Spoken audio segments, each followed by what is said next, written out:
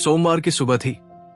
Alarm 3 बार बज चुका था, लेकिन बिस्तर से उठने का मन ही नहीं हो रहा था। आंखें तो खुल गई थी, पर दिमाग पहले से ही बोझिल था। मोबाइल खोला तो ईमेल इनबॉक्स में 387 अनरीड मैसेज, व्हाट्सएप पर दर्जनों ग्रुप से लगातार नोटिफिकेशन और मेज पर पड़ी एक चिपकी हुई पर्ची जिस पर लिखा था, कॉल करना मत भूलना। लेकिन सच ये था कि वो कॉल मैं पहले ही मिस कर चुका था। मैं न आलसी था, न गैर जिम्मेदार और न ही अनमोटिवेटेड। उल्टा मेरा दिमाग हर समय कामों और आइडिया से भरा रहता था। बस यही असली समस्या थी, वो कभी रुकता ही नहीं था। हर पल कोई नया काम, नई याद, नया डर, नया आइडिया दिमाग में उभर आता। प्रोजेक्ट्स अधूरे पड़े थे, दोस्तों से किए वादे टूटते जा रहे थे, बिल्स ड्यू थे, किताबें अधूरी थी और ढेर सारी छोटी छोटी चीजें दिमाग को खाती रहती थी। चाहे कितनी भी लिस्ट बना लूं, रिमाइंडर सेट कर लूं या खुद से वादा कर लूं कि अब सब कंट्रोल में रहेगा, कुछ ना कुछ हाथ से निकल ही जाता था। यह वही एहसास था जिसे हर कोई जानता है, वो लो लेवल एंजाइटी जो हमेशा बैकग्राउंड में चलती रहती है। नेटफ्लिक्स देखते समय भी दिमाग कचोटता रहता कि वो रिपोर्ट अभी तक पूरी नहीं हुई। दोस्त का बर्थडे मिस हो जाता क्योंकि मन ही मन सोचा था कि कार्ड लूंगा पर लिखा ही नहीं। एक काम शुरू करता तो बीच में 3 और याद आ जाते और नतीजा ये होता कि चारों अधूरे रह जाते। धीरे धीरे ये स्थिति सिर्फ मेरी प्रोडक्टिविटी नहीं, मेरा कॉन्फिडेंस भी खा रही थी।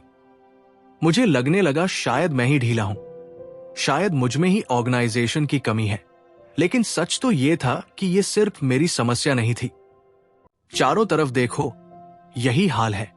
स्टूडेंट्स जिनके असाइनमेंट्स डेडलाइन से ऊपर निकल जाते हैं, माता पिता जो जॉब और घर दोनों संभाल रहे हैं, छोटे बिजनेस ओनर जो हर ईमेल का जवाब खुद देते हैं, क्रिएटर्स जो लगातार आइडियाज में डूबे रहते हैं लेकिन पूरा कुछ कर ही नहीं पाते।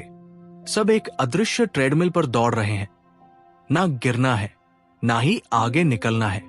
और इस डिजिटल दुनिया में जहां पॉकेट में ही पूरा ऑफिस रहता है, ईमेल्स, नोटिफिकेशन, न्यूज, हमारा दिमाग कभी खाली ही नहीं रहता।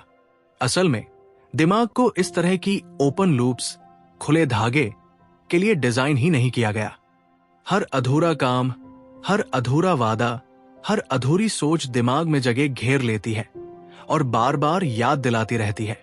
और जब तक उसे कहीं पार्क नहीं करोगे, वो चैन नहीं लेने देती। मेरा ब्रेकिंग पॉइंट एक छोटी सी घटना से आया। कैफे में बैठा, लैपटॉप खोलकर क्लाइंट प्रपोजल पर काम करने की कोशिश कर रहा था, लेकिन ध्यान बार बार भटक रहा था। कभी याद आया घर का दरवाजा लॉक किया था या नहीं, फिर ख्याल आया क्लाइंट को कॉल करना था, फिर अचानक वीकेंड की मूवी टिकट याद आ गई। 5 मिनट बाद व्हाट्सएप पर था, फिर ईमेल खोला और 400 अनरीड मेल देखकर दिल धड़कने लगा। अचानक लैपटॉप बंद कर दिया और सिर पकड़ लिया। ये जिंदगी ऐसे नहीं चल सकती। उसी शाम एक दोस्त ने कैजुअली कहा, कभी डेविड एलन की किताब गेटिंग थिंग्स डन पढ़ी है? प्रोडक्टिविटी की बाइबल है।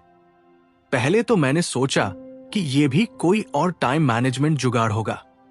मैंने पहले ही 1000 तरीके ट्राई कर लिए थे, ब्लॉग्स पढ़े, एप्स डाउनलोड किए, बुलेट जर्नल बनाया, लेकिन बाद में रात को जिज्ञासा में गूगल किया। तभी एक लाइन ने मुझे रोक दिया, your mind is for having ideas, not holding them. तुम्हारा दिमाग आइडियाज बनाने के लिए है, उन्हें ढोने के लिए नहीं। यह वाक्य सीधा दिल पर लगा। अचानक समझ आया, मैं दिमाग से गलत काम करवा रहा था, उसे स्टोरेज ड्राइव की तरह इस्तेमाल कर रहा था। और जब वो ओवरलोड हुआ तो न क्रिएटिविटी बची न फोकस। असली काम यह था कि मैं दिमाग को आइडियाज और क्रिएटिव थिंकिंग के लिए आजाद करूं और बाकी कामों को किसी ट्रस्टेड सिस्टम में उतार दूं। उस रात मैंने ठान लिया, इस बार मैं इस सिस्टम को सच में अपनाऊंगा। चाहे शक था, चाहे संदेह था, लेकिन कहीं ना कहीं उम्मीद भी थी। उम्मीद कि शायद यही वो रास्ता है जो इस अराजकता को शांति में बदल देगा। शायद यही वो तरीका है जो मेरी अधूरी प्रोडक्टिविटी और टूटे हुए कॉन्फिडेंस को जोड़ देगा। और मुझे क्या पता था, ये किताब और ये सिस्टम सिर्फ मेरा काम करने का तरीका ही नहीं, बल्कि पूरी जिंदगी देखने का नजरिया बदलने वाला था। डेविड एलन का कहना है कि अगर तुम्हें अपने दिमाग को शांत करना है तो सबसे पहले उसमें चल रही हर छोटी बड़ी चीज को बाहर निकालो। उनका पहला स्टेप, जिसे वे कैप्चर कहते हैं, बाहर से देखने पर बेहद साधारण लगता है। जब मैंने पहली बार पढ़ा कि इसका मतलब बस इतना है कि जो भी चीज आपका ध्यान खींच रही है उसे कहीं लिख लो या उतार लो, तो मुझे लगा कि इसमें नया क्या है। टू डू लिस्ट तो मैं पहले भी बनाता रहा हूं, लेकिन जिस दिन मैंने इसे सचमुच आजमाया, मुझे समझ आया कि यह किसी सामान्य टू डू लिस्ट से बिल्कुल अलग है। ये ऐसा है जैसे आपने दिमाग में जमा हुए सैकड़ों अधूरे कामों, विचारों और चिंताओं का बोझ उतार दिया हो। शनिवार की सुबह मैंने एक कॉफी बनाई और डेस्क पर बैठकर अपनी पुरानी नोटबुक उठाई। उसके पहले पन्ने पर मैंने बड़े अक्षरों में लिखा, कैप्चर। अब मैं तैयार था ये देखने के लिए कि मेरे दिमाग में अभी कितनी बातें घूम रही हैं। शुरुआत आसान थी। मैंने लिखा, क्लाइंट प्रपोजल पूरा करना, डॉक्टर की अपॉइंटमेंट लेना, किराना खरीदना। लेकिन जैसे ही कलम चलने लगी, दिमाग के दरवाजे खुलने लगे। अचानक एक के बाद एक बातें याद आने लगी। वेबसाइट अपडेट करनी है, कजिन को शादी का गिफ्ट देना है, हार्ड ड्राइव में पुराने फोटो सॉर्ट करने हैं, कार इंश्योरेंस रिन्यू करना है, वीडियो एडिटिंग सॉफ्टवेयर सीखना है, किचन का बल्ब बदलना है, प्रेजेंटेशन स्लाइड्स बनानी है, आधी छोड़ी हुई किताब पूरी करनी है। देखते ही देखते 30 मिनट के भीतर मेरी लिस्ट में 70 से ज्यादा आइटम जमा हो चुके थे। और हैरानी की बात यह थी कि ये अभी भी अधूरी थी। उसी समय मुझे एहसास हुआ कि हम जितना सोचते हैं, हमारे दिमाग में उससे कहीं अधिक बोझ छुपा रहता है। हम ऊपर से मानते हैं कि बस 5-6 काम बचे हैं, लेकिन असलियत यह है कि सैकड़ों छोटे बड़े ओपन लूप्स हमारे अंदर चलते रहते हैं। ये खुले धागे कभी पूरे नहीं होते और दिमाग उन्हें बार बार घुमाता रहता है। और यही अनगिनत छोटे छोटे अधूरे काम हमारे भीतर चिंता, थकान और बेचैनी पैदा करते हैं। लेकिन यहां एक अजीब बात हुई। जितना ज्यादा मैं लिखता गया, उतना ही हल्का महसूस करने लगा। ऐसा लग रहा था जैसे दिमाग के भीतर से बोझ उतर रहा हो।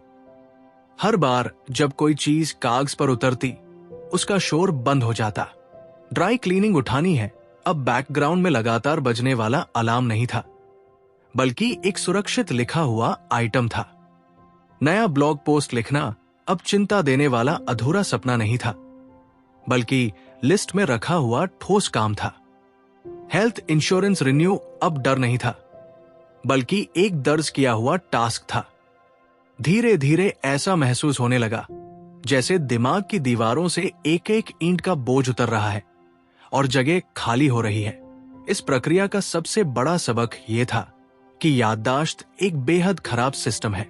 हम सोचते हैं कि हमें सब कुछ याद रहेगा, लेकिन असल में दिमाग बार बार हमें वही चीजें याद दिलाता है, और वो भी अक्सर सबसे गलत समय पर।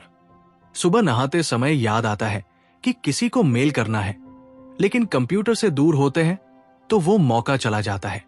दोपहर में अचानक ख्याल आता है कि बल्ब बदलना है, लेकिन तब घर पर नहीं होते।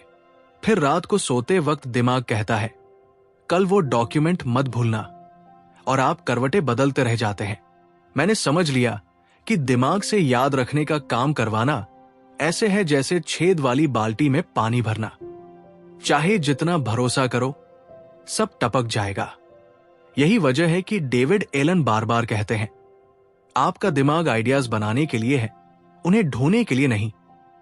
जब मैंने इसे अपनाया तो मुझे महसूस हुआ कि असल तनाव कामों की संख्या से नहीं आता।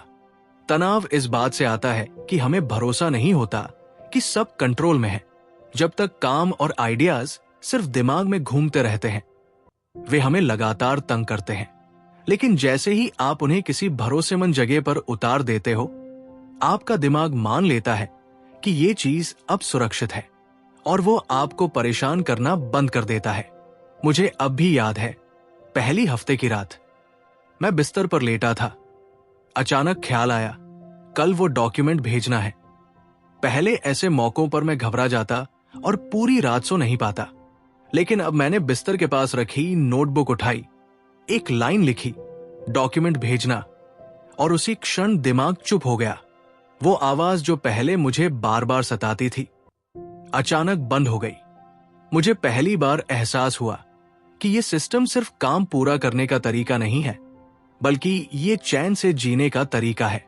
धीरे धीरे मुझे समझ आया कि कैप्चर करना केवल कामों के लिए ही नहीं है, बल्कि आइडियाज, सपनों और चिंताओं के लिए भी है। कभी जापान ट्रिप करना है, ये अभी का काम नहीं था, लेकिन दिमाग उसे बार बार उठाता था और मुझे अपराध बोध देता था। गिटार सीखना, ये एक सपना था, लेकिन जब तक ये दिमाग में था, ये बोझ ही बन गया था। इन्हें जब मैंने नोटबुक में उतारा तो जैसे उनका बोझ उतर गया। अब ये मुझे सताने वाली बातें नहीं थी, बल्कि सुरक्षित लिस्ट का हिस्सा थी। असल में कैप्चर करना ऐसा है जैसे दिन भर की थकान के बाद जेबें खाली करना। आप पूरे दिन वॉलेट, सिक्के, चाबियां, पर्चियां जेब में लिए घूमते हो और वो बोझ लगती है, लेकिन जैसे ही सब टेबल पर डालते हो, अचानक हल्कापन महसूस होता है। दिमाग भी वैसा ही है। जब तक उसकी जेबें भरी रहती हैं, वो दबा रहता है, लेकिन जैसे ही आप उसे खाली कर देते हो, वो चैन लेता है। उस हफ्ते के बाद मैंने पहली बार महसूस किया कि मेरा दिमाग थोड़ा शांत, थोड़ा हल्का और थोड़ा खाली हुआ है। ये वैसा ही था जैसे एक शोरगुल वाले कमरे में अचानक सन्नाटा छा जाए। और तभी मुझे समझ आया कि ये तो बस शुरुआत है, अभी आगे और गहराई बाकी है, क्योंकि अब बारी थी अगले कदम की, ये तय करने की कि इन सब आइटम्स का मतलब क्या है। जब मैंने अपनी पहली कैप्चर लिस्ट लिखी, उसमें 70 से ज्यादा काम, आइडियाज और अधूरी बातें दर्ज थी। लिस्ट देखकर एक पल को राहत मिली कि सब दिमाग से बाहर आ गया है, लेकिन उसके तुरंत बाद डर भी लगा। इतने सारे काम, ये सब मैं कब और कैसे करूंगा? लिस्ट एक तरफ से आराम दे रही थी, तो दूसरी तरफ से पहाड़ जैसी लग रही थी। यही वो जगह है जहां जीटीडी का दूसरा स्टेप सामने आता है, क्लैरिफाई, यानी हर चीज का असली मतलब समझना और यह तय करना कि उसके साथ करना क्या है।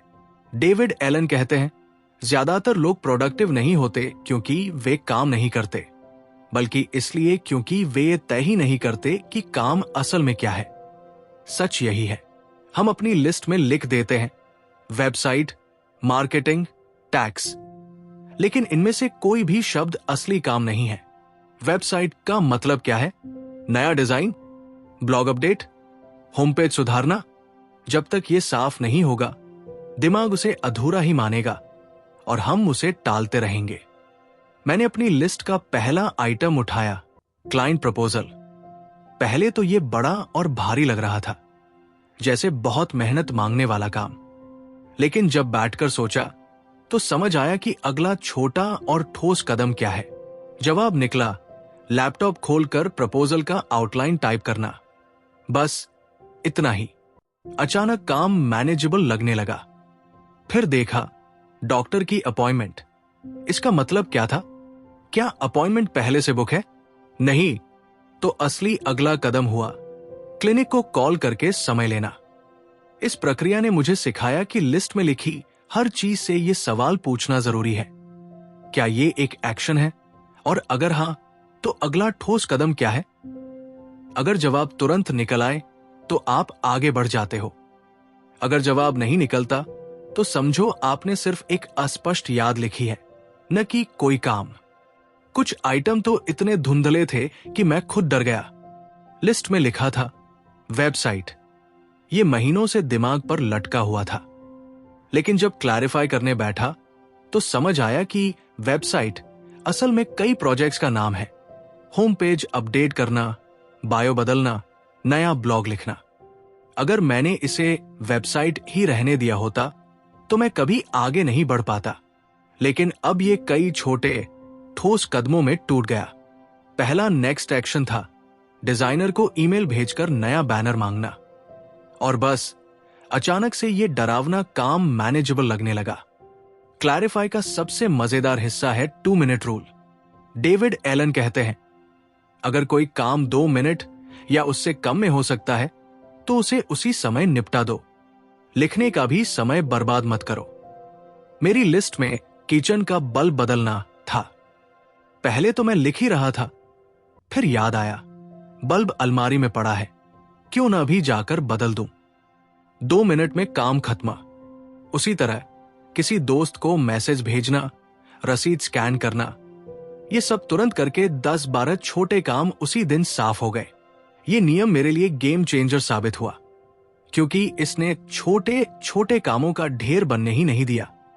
लेकिन सब कुछ 2 मिनट का नहीं होता। कई आइटम ऐसे थे जो बड़े प्रोजेक्ट निकले। जापान ट्रिप प्लान करना ये टास्क नहीं था, ये पूरा प्रोजेक्ट था। क्लैरिफाई करने के बाद असली पहला कदम निकला, गूगल फ्लाइट्स पर टिकट के दाम देखना।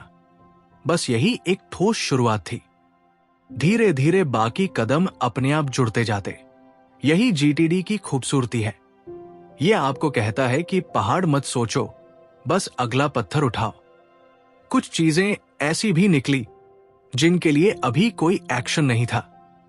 पुराने कॉलेज फोटो सॉर्ट करना, यह काम अभी मेरी प्राथमिकता नहीं था, लेकिन इसे दिमाग में छोड़ना भी सही नहीं था, तो मैंने इसे समडे मे बी लिस्ट में डाल दिया। इसी तरह गिटार सीखना, नई भाषा सीखना, ये सपने थे, लेकिन अभी की जरूरत नहीं थे। इन्हें जब समडे लिस्ट में डाल दिया तो गिल्ट गायब हो गया।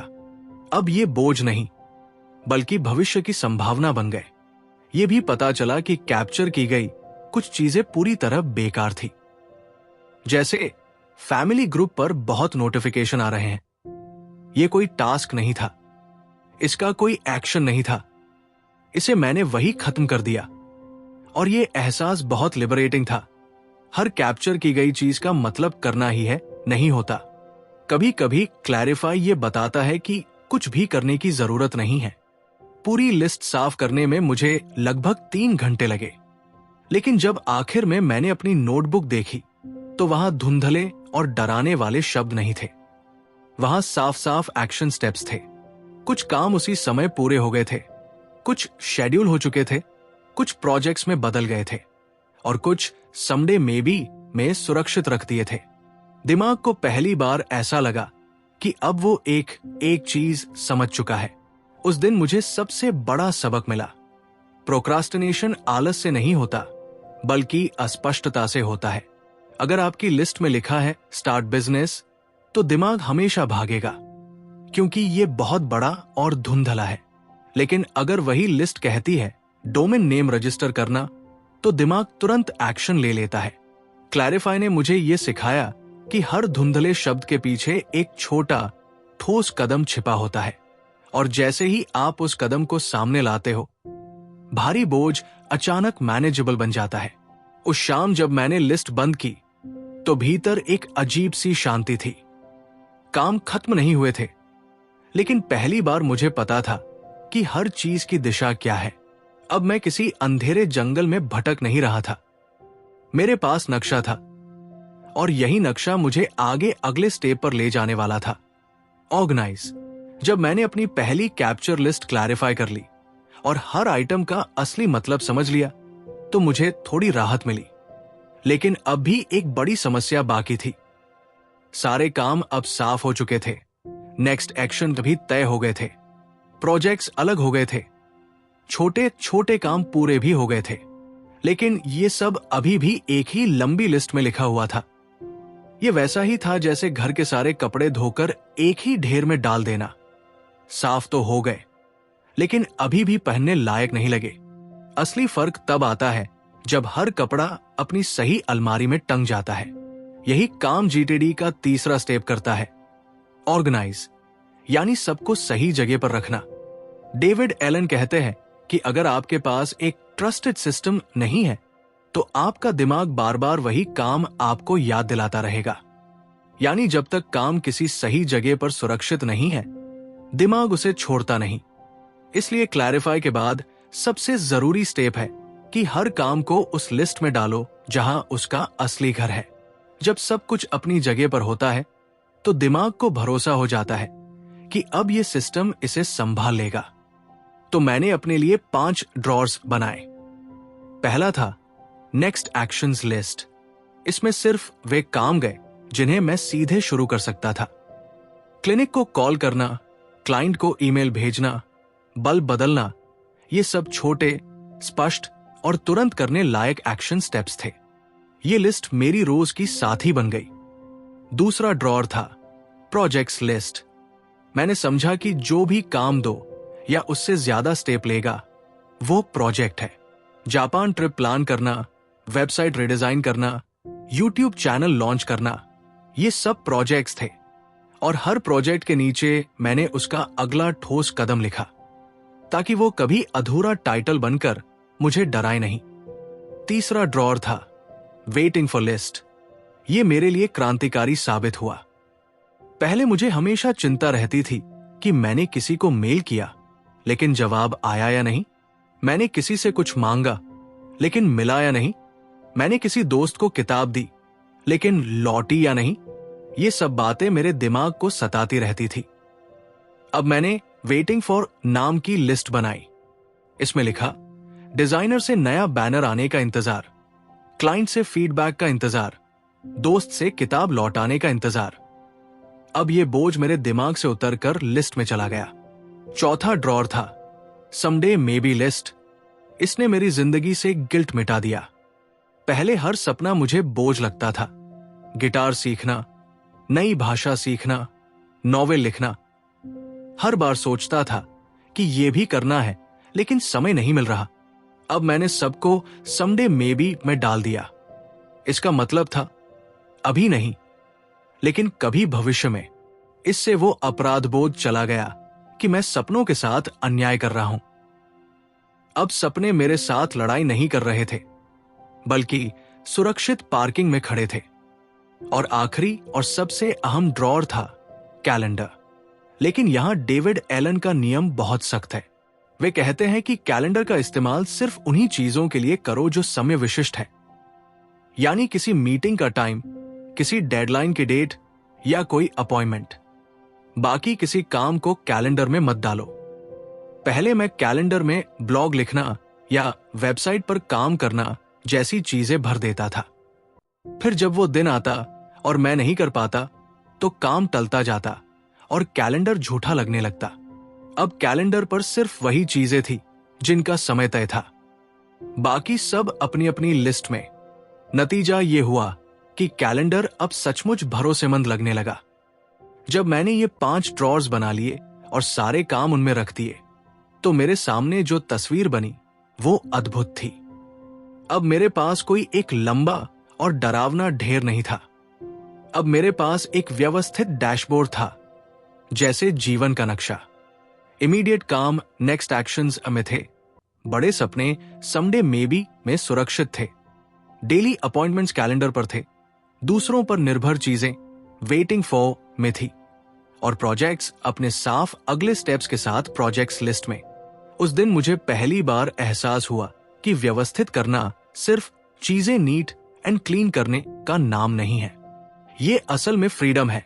जब तक काम इधर उधर बिखरे रहते हैं दिमाग को उन पर भरोसा नहीं होता, लेकिन जैसे ही हर काम अपने घर में पहुंच जाता है दिमाग मान लेता है कि अब सब सुरक्षित है। ये भरोसा ही वो कुंजी है जो हमें मानसिक शांति देता है। अब मुझे किसी ईमेल के बारे में बार बार सोचने की जरूरत नहीं थी, वो वेटिंग फॉर में था।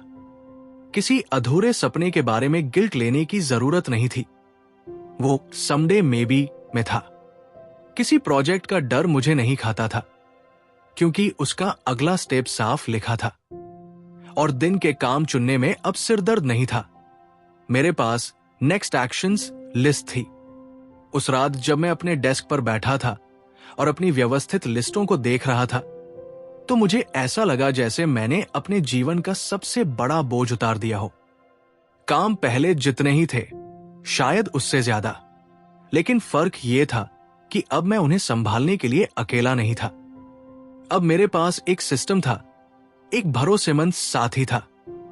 और यही वो पल था जब मुझे जीटीडी के तीसरे स्टेप की असली ताकत समझ आई। जब जीवन बिखरा हुआ नहीं बल्कि व्यवस्थित हो जाता है तो आपका दिमाग पहली बार सुकून से सांस लेता है। जब मैंने कैप्चर, क्लैरिफाई और ऑर्गेनाइज के 3 स्टेप पूरे किए तो मेरे पास पहली बार एक भरोसेमंद सिस्टम था।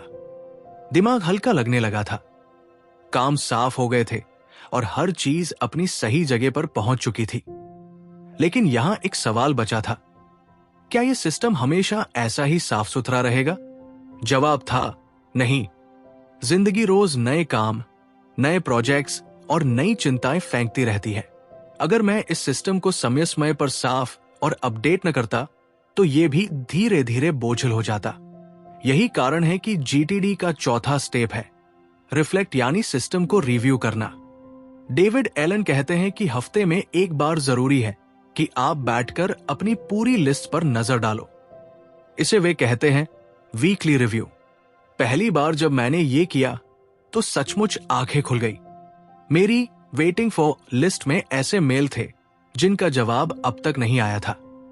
मेरी प्रोजेक्ट्स लिस्ट में 1-2 प्रोजेक्ट्स ऐसे थे जिन्हें मैंने शुरू किया था लेकिन उनका अगला स्टेप तय ही नहीं किया था। मेरी समडे मे बी लिस्ट में कुछ सपने ऐसे थे जो अब मुझे लगे कि शुरू किए जा सकते हैं। अगर ये रिव्यू न होता तो ये सब चुपचाप धूल खाता रहता और मेरा दिमाग फिर से बोझिल हो जाता। वीकली रिव्यू मेरे लिए रीसेट बटन बन गया। ये वैसा था जैसे हफ्ते में एक बार घर की पूरी सफाई कर लो, पुराना कबाड़ निकाल दो, चीजें सही जगह रख दो और फ्रेश हवा अंदर आने दो। हर बार रिव्यू के बाद ऐसा लगता कि जिंदगी फिर से कंट्रोल में है और ये सिर्फ कामों की लिस्ट साफ करने का मामला नहीं था। ये एक गहरा मानसिक बदलाव था। हर हफ्ते मैं खुद से पूछ पाता था, क्या मैं सचमुच उसी दिशा में जा रहा हूं जहां जाना चाहता हूं? लेकिन रिफ्लेक्ट के बाद आता है जीटीडी का आखिरी और सबसे अहम स्टेप, एंगेज। यही वो जगह है जहां असली काम होता है। लेकिन फर्क यह था कि अब काम चुनना पहले जैसा मुश्किल नहीं था। पहले जब भी मुझे फुर्सत मिलती मैं सोच में पड़ जाता, क्या करूं? मेल्स, प्रोजेक्ट, नया आइडिया, हर चीज एक साथ ध्यान खींचती और मैं अक्सर उलझकर कुछ भी ढंग से नहीं कर पाता। लेकिन अब मेरे पास साफ साफ लिस्ट थी। अगर मेरे पास सिर्फ 10 मिनट थे और फोन मेरे हाथ में था तो मैं कॉल्स, कॉन्टेक्ट्स वाली लिस्ट खोलता और देखता किसे कॉल करना है।